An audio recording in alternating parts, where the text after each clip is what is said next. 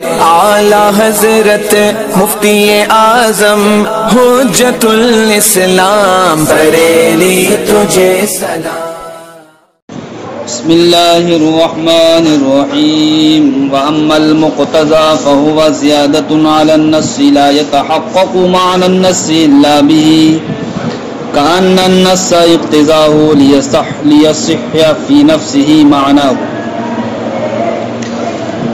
مصنف علیہ الرحمہ یہاں سے اقتضاء النص کا بیان شروع فرماتے ہیں۔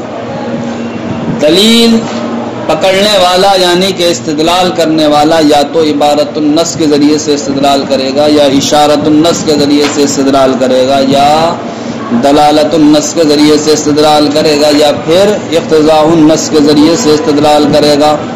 تو تین قسموں کا بیان ما قبل میں گزر چکا۔ کس کا؟ عبارت النص، اشارت النص اور دلالت النص۔ ان تینوں قسموں کا بیان ما قبل میں گزر گیا۔ یہاں سے چوتھی قسم اقتضاء النص کا بیان شروع فرماتے ہیں۔ فرماتے ہیں کہ مقتضا اسم مفعول ہے۔ مقتضا اسم مفعول ہے جس کا مطلب یہ ہوا کہ چاہا ہوا۔ مقتضا کا معنی کیا ہوگا؟ چاہا ہوا۔ اور مقتضی کیا؟ اسم فاعل، اس کا مطلب کیا ہوتا ہے؟ چاہنے والا۔ مقتضی کس کو کہیں گے؟ چاہنے والے کو۔ اور مقتضا جس کو چاہا گیا ہو۔ تو نص جناب والا ایک زیادتی کو چاہتی ہے کہ جس زیادتی کے بغیر نص کا معنی متحقق نہیں ہوتا ہے، جس زیادتی کے بغیر نص کا معنی متحقق نہیں ہوتا ہے، تو جب وہ زیادتی اس درجے کی ہے کہ اس کے بغیر نص کا معنی متحقق نہیں ہوگا، تو اب اس کا مطلب یہ ہوا کہ نص اس زیادتی کو چاہے گی۔ نص اس زیادتی کو چاہے گی، لہذا اس زیادتی کو مقتضا کہا جائے گا اور خود نص کو کیا کہا جائے گا؟ مقتضی کہا جائے گا۔ اس لیے کہ نص تو چاہنے والی ہے تو نص کیا بنے گی؟ مقتضی۔ اور جس زیادتی کو چاہے گی وہ زیادتی کیا بنے گی؟ مقتضا بنے گی۔ اس لیے مصنف علیہ الرحمہ نے ارشاد فرمایا کہ مقتضا وہ ایسی زیادتی ہے جو کائے پر ہوتی ہے؟ نص پر ہوتی ہے۔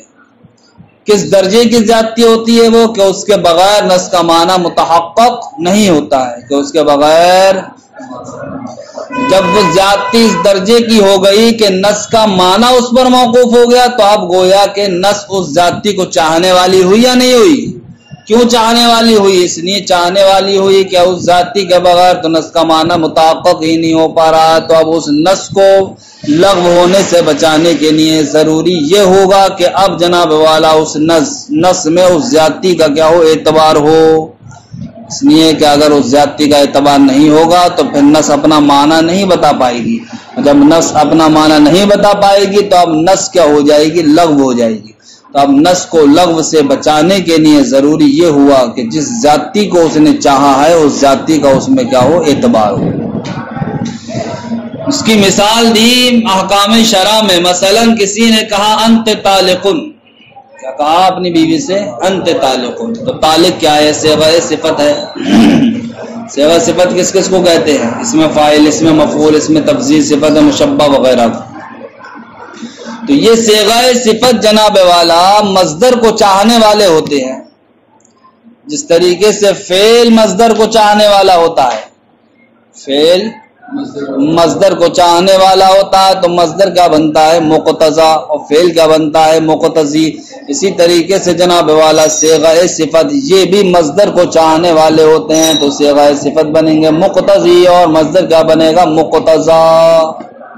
کیا بنے گا؟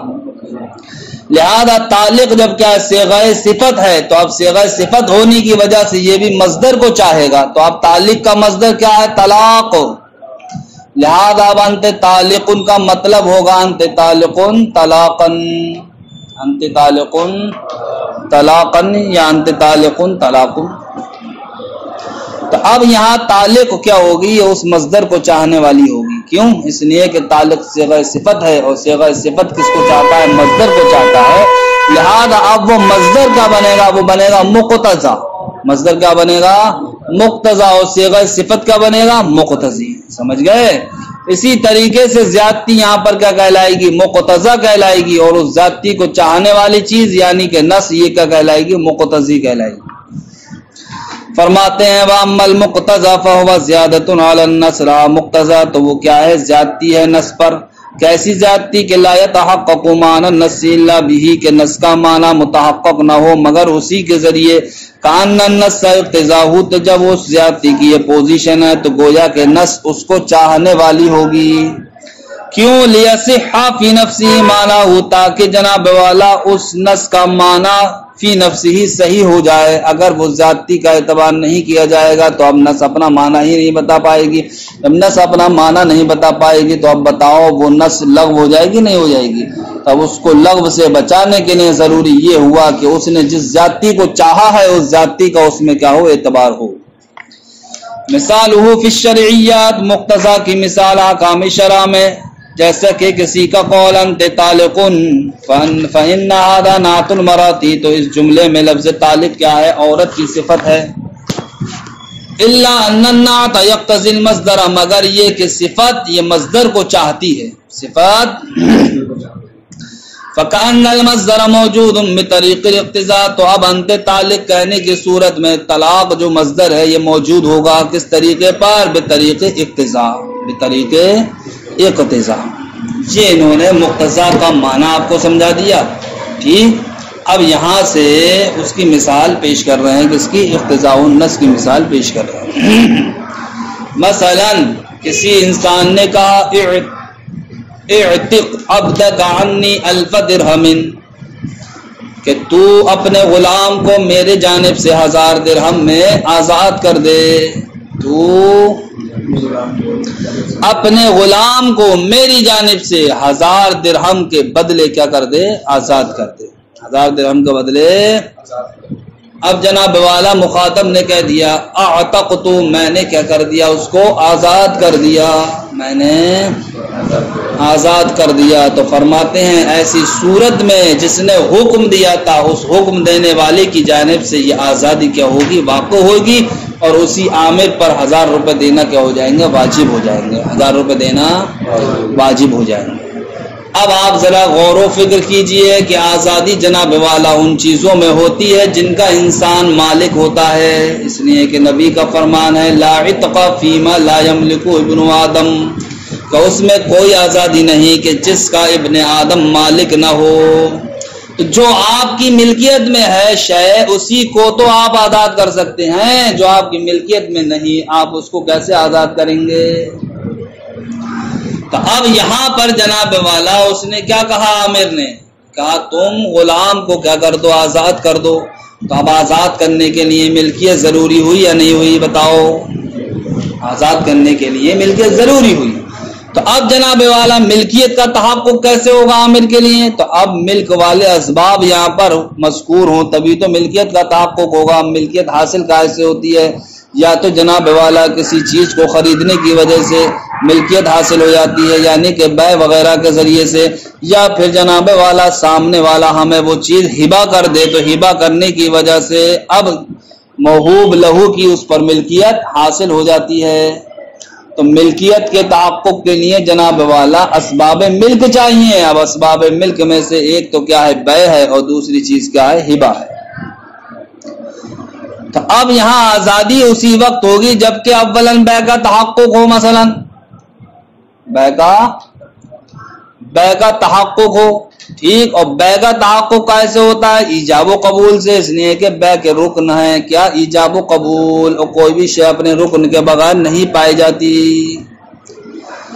تو اب جناب والا کہنے کا مطلب یہ ہے کہ اگر کسی انسان نے کہا اعتق عبدک عنی ب1000 درہم، کہ تو اپنے غلام کو میری جانب سے 1000 درہم کے بدلے آزاد کر دے، تو اب اس کا مطلب یہ ہے کہ پہلے تو اس غلام کو مجھے بیچ، پہلے تو اس غلام کو مجھے بیچ، یعنی کہ بیچنے کے ذریعے اس کا تو مجھ کو مالک بنا دے، پھر جناب والا میری جانب سے وکیل بن جا، پھر اس کو کیا کر دے؟ آزاد کر دے۔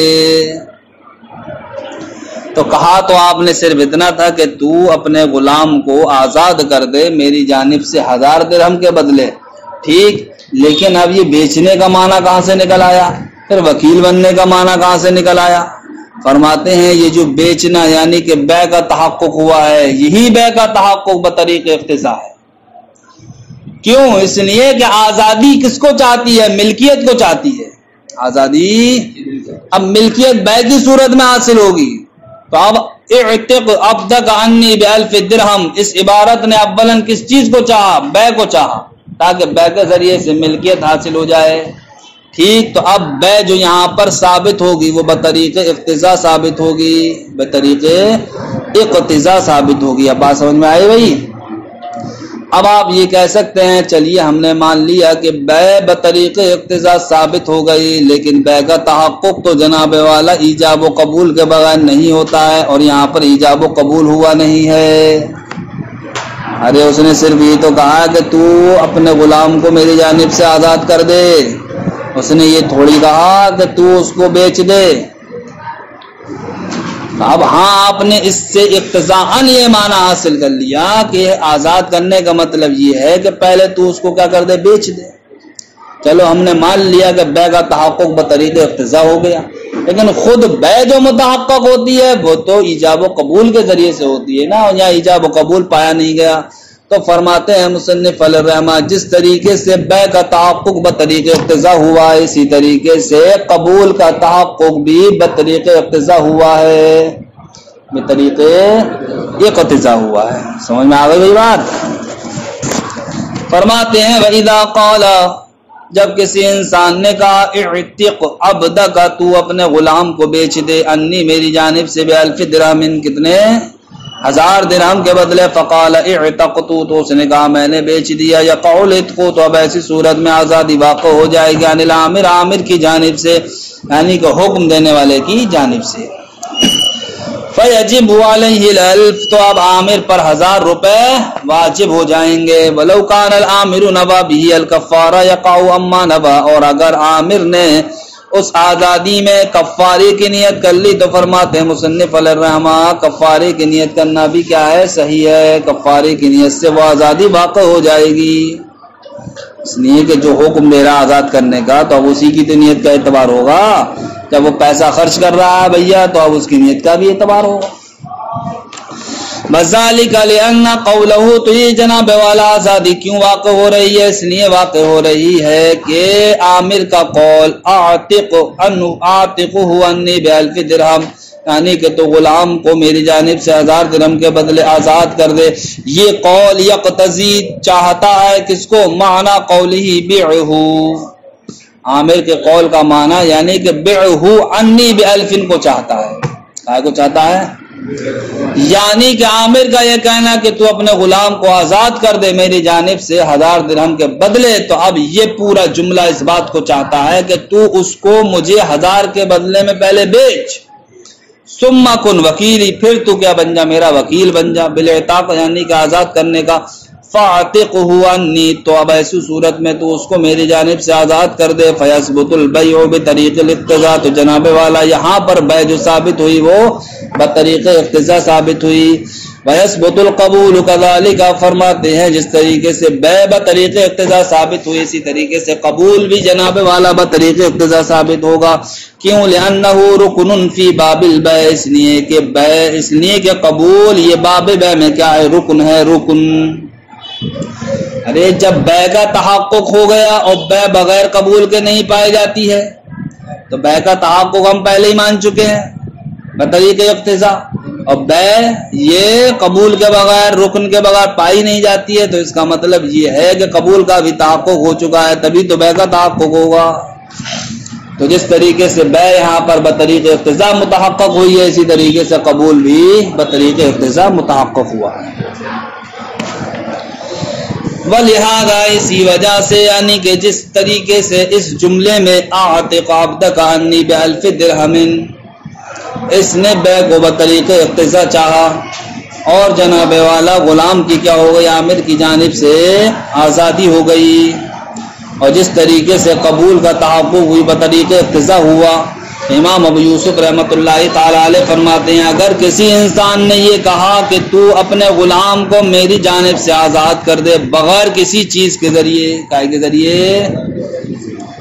تو امام ابو یوسف رحمۃ اللہ علیہ فرماتے ہیں کہ یہاں پر ہبا کا جو تحقق ہوگا وہ بطریق اقتضا ہوگا، اور ہبا کے تحقق کے لیے موہوب لہو پر قبضہ ضروری ہے، تو اب اس قبضے کا بھی تحقق جو ہوگا بطریق اقتضا ہوگا، یعنی کہ جس طریقے سے اوپر والی مثال میں بے کا جو تحقق ہو رہا تھا وہ کیسے ہو رہا تھا؟ بطریق اقتضا، یعنی کہ وہاں پر اس جملے کا مطلب یہ تھا کہ پہلے تو اس کو بیچ دے پھر میری جانب سے کیا بن جا، وکیل بن جا۔ ایسے ہی یہاں پر اعتق عبدک عنی بغیر شیء، اس جملے کا مطلب یہ ہے کہ پہلے تو اس غلام کو مجھے کیا کر دے، ہبا کر دے، ہبا کرنے کے ذریعے میں کیا بن جاؤں، اس غلام کا مالک بن جاؤں، اس غلام کا مالک بن جاؤں، پھر تو جناب والا میری جانب سے اس کا کیا بن جا، وکیل بن جا آزاد کرنے کا۔ لہذا اب آزادی امام ابو یوسف فرماتے ہیں یہ بھی عامر کی جانب سے واقع ہوگی۔ تو اب یہاں پر جو ہبا کا تحقق ہوگا وہ بطریق اقتضا ہوگا۔ اب آپ یہ کہہ سکتے ہیں کہ ہبا کا تحقق موقوف ہے کائے پر، قبضے پر، جس طریقے سے بے کا تحقق موقوف ہوتا ہے کائے پر، قبول پر۔ تو امام ابو یوسف فرماتے ہیں کہ جس طریقے سے بے میں قبول کا تحقق ہوا بطریق اقتضا، اسی طریقے سے اب ہبا میں قبضے کا تحقق بطریق اقتضا ہوگا، بطریق اقتضا ہوگا۔ فرماتے ہیں ولہذا اسی معنی کی وجہ سے امام ابو یوسف نے فرمایا اذا قال اعتق عبدک عنی بغیر شیء، جب کسی انسان نے کہا کہ تو اپنے غلام کو میری جانب سے بغیر کسی چیز کے بدلے کیا کر دے، آزاد کر دے، فقال اعتقت، اس نے کہہ دیا کہ ہاں میں نے کیا کیا، آزاد کیا، یا قول اتق عن العامر، تو اب یہ آزادی عامر کی جانب سے واقع ہوگی۔ وَيَكُونُ هَذَا مُقْتَضِيًّا لِلْهِبَةِ، اور یہ جملہ جو ذکر کیا اس نے یہ مقتضی ہوگا کس کا، ہبا کا۔ تو اب ہبا کا تحقق بطریق اقتضا ہوگا، کیوں؟ اس لیے کہ بغیر ملکیت کی چیزوں میں آزادی واقع نہیں ہوتی ہے۔ اب ملکیت کے تحقق کے لیے یا تو بے چاہیے یا پھر ہبا چاہیے، تو اب یہاں پر بغیر کسی چیز کے بدلے کہا اس نے، تو اس کا مطلب یہ ہے کہ یہ خریدے گا نہیں بلکہ ایسی ہی تحفتاً چاہ رہا ہے۔ اب ہبا کا تحقق ہوگا نہیں ہوگا، تو ہبا کا تحقق اب کیسے ہوگا یہاں پر، بطریق اقتضا۔ والتوکیل، توکیل کا تحقق بھی یہاں پر بطریق اقتضا ہوگا۔ ولا يحتاج فيه الى القبض، اب فرماتے ہیں کہ اس میں یعنی کہ ہبا میں قبضے کے محتاج نہیں ہوں گے، کیوں؟ لانه بمنزلة القبول في باب البيع، اس لیے کہ قبضہ ہبا میں ایسے ہی ہے جیسے کہ قبول باب بیع میں۔ تو جس طریقے سے قبول کا تحقق بطریق اقتضا ہوا تھا، امام ابو یوسف فرماتے ہیں کہ ہبا میں قبضے کا تحقق یہ بھی بطریق اقتضا ہوگا۔ سمجھ گئے؟ اب امام ابو یوسف نے جو یہ کہا ہے نا کہ ہبا میں قبضے کا تحقق بطریق اقتضا ہوگا، اسی پر مصنف علیہ الرحمٰن نے رد وارد کر دیا۔ مصنف علیہ الرحمٰ فرماتے ہیں کہ آپ کا جناب والا ہبا میں قبضے کو قیاس کرنا کائے پر، بے میں قبول پر، بے میں ارے ہبا میں جو قبضہ ضروری ہے اس قبضے کو قیاس کیا ہے کائے پر، بے میں جو قبول ہوتا ہے اس پر۔ تو تبھی تو انہوں نے کہا تھا جس طریقے سے بے کے تحقق سے بطریق اقتضا قبول کا بھی تحقق بطریق اقتضا ہو گیا، اسی پر قیاس کرتے ہوئے کہہ دیا کہ جس طریقے سے ہبا کا تحقق بطریق اقتضا ہوا اسی طریقے سے قبضے کا تحقق بھی بطریق اقتضا ہوا۔ تو مصنف فرماتے ہیں آپ کا قبضے کو قیاس کرنا کائے پر، بے میں قبول پر، یہ قیاس کرنا آپ کا درست نہیں ہے۔ کیوں درست نہیں ہے؟ اس لیے درست نہیں ہے کہ قبول تو جناب والا باب بے میں رکن ہے، رکن بے کا کیا ہے، رکن ہے، اور قبضہ ہبا میں یہ رکن نہیں ہے، قبضہ ہبا میں رکن نہیں ہے، بلکہ قبضہ ہبا میں کیا ہے، شرط ہے، اور شرط کیا ہوتی ہے، مشروط سے خارج ہوتی ہے۔ تو پتہ چلا قبضہ کیا ہے، یہ ہبا سے خارجی شے ہے۔ تو جب قبضہ خارجی شے ہوا اور ادھر قبول جو بے میں ہے وہ داخلی چیز ہوا، تو ایک خارجی شے کو آپ داخلی شے پر کیسے قیاس کر سکتے ہیں؟ اسی وقت ہی تو قیاس کرنا درست ہوتا جبکہ وہاں پر بھی قبول خارجی شے ہوتا۔ تب آپ کا یہاں پر قبضے کو قبول پر قیاس کرنا درست ہوتا ہے. لیکن قبول تو داخلی چیز ہے رکن ہونے کی وجہ سے، اور قبضہ خارجی ہے شرط ہونے کی وجہ سے، لہذا قبضے کو بے میں قبول پر قیاس کرنا درست نہیں ہے. جب قبضے کا تحقق نہیں ہوگا جناب والا بطریق اقتضاء، تو اب بتاؤ یہ آزادی عامر کی جانب سے واقع ہوگی؟ عامر کی جانب سے واقع نہیں ہوگی، حکم دینے والے کی جانب سے واقع نہیں ہوگی. اس لیے نہیں ہوگی کہ کسی چیز کو آزاد کرنے کے لیے کیا ملکیت ضروری ہے؟ کیا ضروری ہے؟ اور یہاں پر ہبہ کی صورت میں اگرچہ ملکیت کا تحقق ہوتا لیکن بغیر قبضے کے ہبہ ہی متحقق نہیں ہوگا. جب ہبہ کا تحقق نہیں ہوگا تو اب ملکیت کا تحقق نہیں، جب ملکیت کا تحقق نہیں تو آزادی کیسے واقع ہوگی؟ ارے آزاد کرنے کے لیے تو ملکیت چاہیے. لہذا امام ابو یوسف کا اعتق عبدک انی بغیر الشیء کے ذریعے اس بات کو ثابت کرنا کہ بطریق اقتضاء ہبہ ثابت ہو جائے گا، اور ہبہ ہی کی وجہ سے قبضہ بھی بطریق اقتضاء ثابت ہو جائے گا، اور یہ غلام کی آزادی عامر کی جانب سے ہوگی، یہ درست نہیں ہے. سمجھ گئے؟ ولا يحتاج فيه، اور ہبہ میں الى القبض قبضے کے محتاج نہیں ہوں گے، کیونکہ امام یوسف فرماتے ہیں لأنه بمنزلة القبول في باب البيع، اس لیے کہ قبضہ باب بیع میں یہ قبول کے درجے میں ہے. ولكننا نقول، لیکن ہم کہتے ہیں القبول رکن في باب البيع. یہاں سے وہی امام ابو یوسف کا رد کیا جا رہا ہے. انہوں نے جو قبضے کو قیاس کیا گائے پر بیع میں قبول پر، وہ قیاس درست نہیں ہے. کیوں؟ ہم کہتے ہیں کہ قبول رکن فی باب البیع، باب بیع میں رکن ہے. فإذا اثبتنا البیع، تو جب ہم نے بیع کو ثابت کر دیا اقتضاءً تو اثبتنا القبول ضرورتاً، تو اب قبول بھی ضروری طور پر کیا ہو جائے گا؟ ثابت ہو جائے گا. بخلاف القبض فی باب الہبہ، برخلاف باب ہبہ میں قبضے کے. کیوں؟ فإنه ليس برکن فی الہبۃ، اس لیے کہ قبضہ ہبہ میں رکن نہیں ہے. قبضہ ہبہ میں رکن نہیں ہے. لِيَكُونَ الْحُكْمُ بِالْهِبَةِ بِطَرِيقِ الْاقْتِضَاءِ حُكْمًا بِالْقَبْضِ، اگر قبضہ جناب والا ہبہ میں رکن ہوتا تو اب حکم ہبہ کا بطریق اقتضاء یہ قبضے کا بھی حکم ہوتا. لِيَكُونَ الْحُكْمُ، حکم بِالْهِبَةِ ہبہ کا بطریق الاقتضاء بطریق اقتضاء حُكْمًا بِالْقَبْضِ، یہ قبضے کا بھی کیا ہوتا؟ حکم ہوتا. کب؟ جب کہ جناب والا ہبہ میں قبضہ کیا ہوتا؟ رکن ہوتا. اب جب ہبہ میں قبضہ رکن نہیں ہے تو اب ہبہ کے تو اب بغیر قبضے کے کیا ہوگا؟ ہبہ کا تحقق نہیں ہوگا. جب تحقق نہیں ہوگا تو پھر اب آزادی یہ باقی نہیں ہوگی. اس لیے کہ آپ جس چیز کو آزاد کر رہے ہیں یہ وہ چیز وہ ہے جس پہ آپ کی ملکیت نہیں ہے. سمجھ گئے؟